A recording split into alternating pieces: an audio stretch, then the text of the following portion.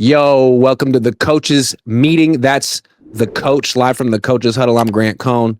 And on this Friday evening, we have breaking news. If you thought for 1 second that Brock Purdy wasn't going to strap it up and play this weekend, then you were sorely mistaken, all of you out there who are pushing that narrative. Because you know what? Brock is tough. And his toe doesn't hurt that bad anymore, according to Kyle Shanahan. And he's going to play. The Niners cleared him to play. They didn't even put him on the injury report. He's good to go. What do you think of that? What's your instant reaction? Tough for Band-Aid brands because brands don't stick on me. He's a tough guy, little tiger. Hey, man, I'm excited, bro. What I love about it is what I have to feel like is that if we're sticking with kind of like how this was approached with Brock, is that he's not going to play at a position that is less than a starting caliber quarterback. Like, I really believe that's where he's at right now. And the energy is kind of like, thought it was. You are not going to get me up here looking shaky, baby. It's not happening. I am going to be 100%. It's already bad enough that I don't have all of the weapons around me, and the offense in itself is not what I'm accustomed to. But now you want me to play hurt? And for you to chip at me on this brand freshly new minted signed contract? I understand where Brock is coming from, and the fact that he's cleared to play and he's ready to go, I have to say that he's at least at 80%. What do you think? Yeah, it's a good question because, I feel like Kyle and Brock, their messaging has been a little different all week. Like, Kyle's been pretty much like, yeah, he's trending in the right direction. Yeah, he's going to play. And then today he was like, he's not even on the injury report. He's going to play. With Brock yesterday, I mean, he was asked pretty straight up, are you going to play? And he's like, if I'm playing, I'm going to be feeling good. This is a direct quote. That's all I know, And if I'm not ready come game time, then I'm not ready, Mm-hmm. So when I step out in the field, I want to play quarterback just like Brock Purdy has always played quarterback. And so, that's how I'm looking at it. And I don't want to just go out there thinking about anything else in my body if it's not feeling right. So if I'm playing, I'm going to be feeling good, and I'll leave it at that. That was a lot for the coach to be like the next day, yeah, he's feeling good. He's fine. Because here's other things that Kyle Shanahan said. He said that Mac Jones is more injured than Brock Purdy. Then Mac Jones came out yesterday and he was like, yeah, I'm going to play. And the Niners listed him as questionable. So I feel like, I'm always, doing irresponsible speculation and looking for conspiracies and stuff. But it just felt like Kyle is like, hey, guess what, Brock? Guess what? You're playing this week. You're not hurt. Brock could show up on game day and be like, my toe hurts. I don't know what the team is talking about, but they didn't even realize that Nick Bosa's ACL was torn. He had to get an MRI. They almost put him back in the game. Like, I'm sorry that their training staff cleared me, but it hurts. I'm not saying he's going to do that, but it just feels like they have two different stories. You real messy right now. I like where you at, bro. You're at full froth. Like, I'm just frothed up.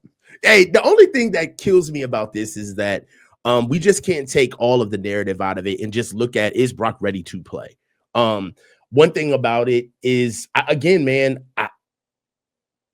Brock is a brand now. Let's just call it what it is. He's a brand. Mm-hmm. All right. He has carved out a niche up for himself in this big old piece of media landscape that is the NFL. And he knows that he has to keep up appearances. And Brock also understands that.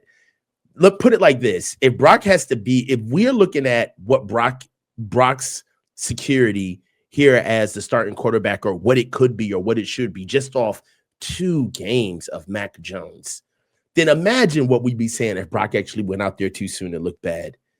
The sky would be falling, Grant. Mm-hmm. I see now, I understand for Kyle on the organization side, especially from the coaching side, they don't care, bro. That's why injuries are particularly a big part of this team, because that's just something that they just outsource. They let different parts of the organization handle. They don't draw any syntax between injuries versus playing and game planning. It's all, the only time injuries honestly come up when the coaching staff is key is availability.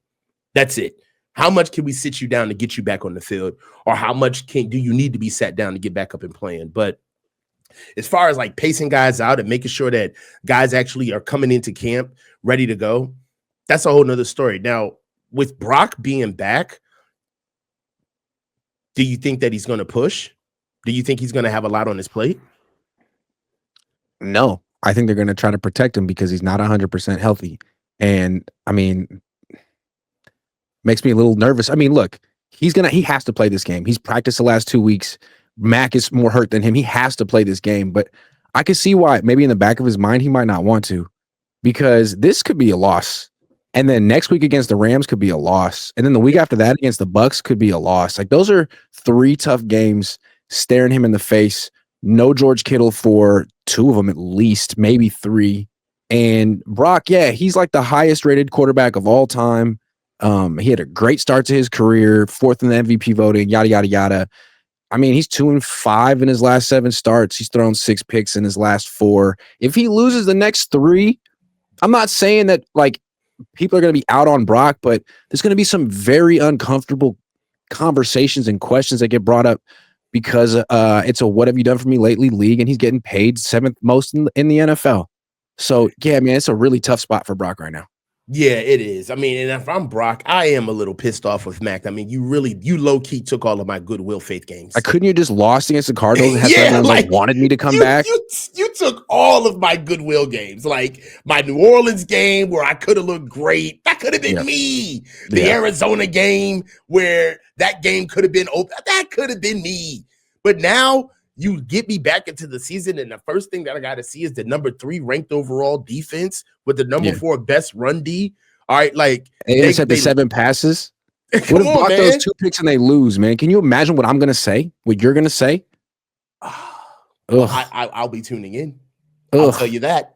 I mean, I'm already disgusted at the things I might say in that in that scenario. I mean, it's going to be if the Niners are playing to win, I do believe that we're not going to see a lot of Brock dropping back. We're really going to see the ball getting out quick. If they're smart, they try their best to run at the edges. Right now, this is the toughest team that they're going to face. Now, I think I said this in the 4-man front, but you guys kind of gave me pushback. Now, I understand for where they are right now. This is the most complete team that we've seen this season. Prize Picks will give you $50 when you play your first $5 lineup. Win or lose, you'll get $50 for playing. Use promo code Cohn, COHN, and download the app now. Mm-hmm. Like, as far as quarterback, offensive line, they got the top 3 rusher in the league. All right. Right now with a really good offensive line. Like, I don't know, man. This defense is stingy. I don't know. Well, another thing. Do you think that Kyle would? All right, okay. So we saw things in the offense that Kyle dialed up for Mac, right, to fit his skill set, i.e., tempo. They started really running the 2-minute drill. That's something that Mac is really good with. Airing the ball out long early. That's stuff that Kyle kind of acquiesced to Mac. What do you think Kyle's going to do for Brock when Brock plays? Yeah, I think that's a great question. So to me, you can tell a lot about how a play caller or coach feels about his quarterback with how he calls the plays. And the way Kyle was calling plays for Mac, tell me if you agree or not. I think it really indicated that Kyle trusts Mac. That's the verb I would use. He trusts Mac. We're going to throw the ball. I mean, it's not that Mac just threw 41 passes. I mean, there were the scrambles and the sacks. Like, in both games, Kyle called like 45 passes. He called like 45 dropbacks and was confident that they could win the game. I don't know that Kyle really has ever called plays like that for Brock. He certainly never called plays like that for Jimmy.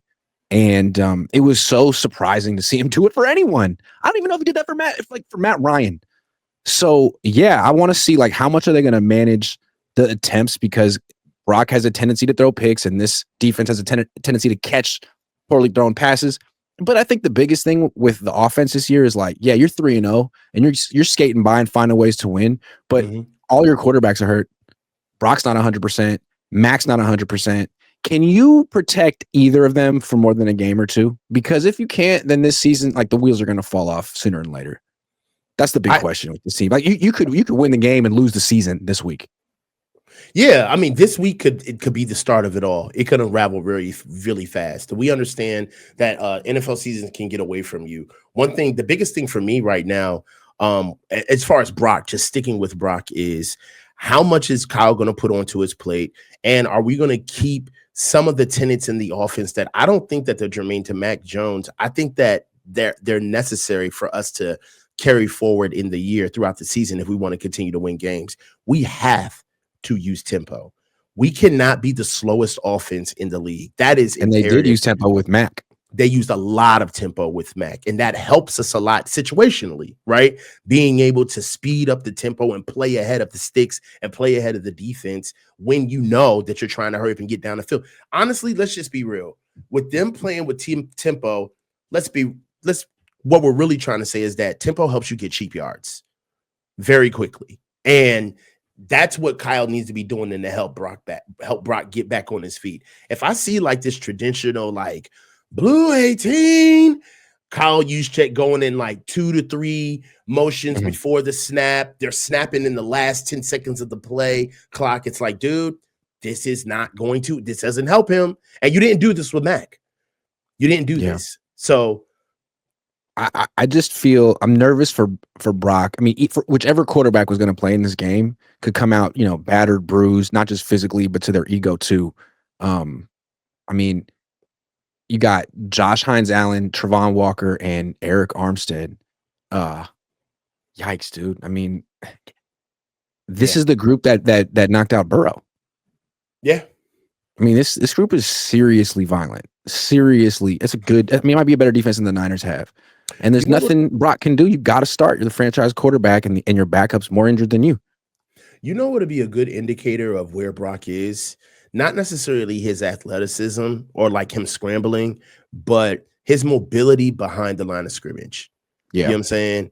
Like, because it's elite when he's healthy. Yeah, that's my point. When Brock is healthy, he is very elusive behind the line of scrimmage. He knows how to travel within the pocket, get out of the pocket, create more time for himself. That's one of the elements that made us fall in love with him, is that we didn't get that with Jimmy. If Jimmy didn't see his first read, be damned if he saw a second. The play was all but dead. Brock was actually able to show us like extended plays to give us more life. If Brock can't, and I would say, what do you think, Grant? I'd say like a big bulk of his improvisation comes from his scrambling ability to be able to get out of the pocket and extend plays. I want to be able to see if he can do that. Yeah, it's like defensive linemen, he seems like he can kind of toy with them a lot of the time. Yeah. He can always have those first 3 steps and get away. He's not going to run for 40 yards, but he can get away in 5 to 10 yards. Can he still do that? Because I feel like those movements probably put a whole lot of torque on your toes, right? I mean, I think they do. Like any type of quick explosive movement, you're like driving off of your toes at the very end. So can he do it to one side, not the other side? I don't know. I guess we'll talk about something else. Niner Gang 31 says, keep Sippy Cup out, put James and B-Rob in the backfield, and flex CMC out. That would be a crazy look. Yeah. I think it's time to get if you're going to use Christian McCaffrey as a receiver, then make him a freaking receiver and put another actual running back in the game. What is going on with Jordan James, dude?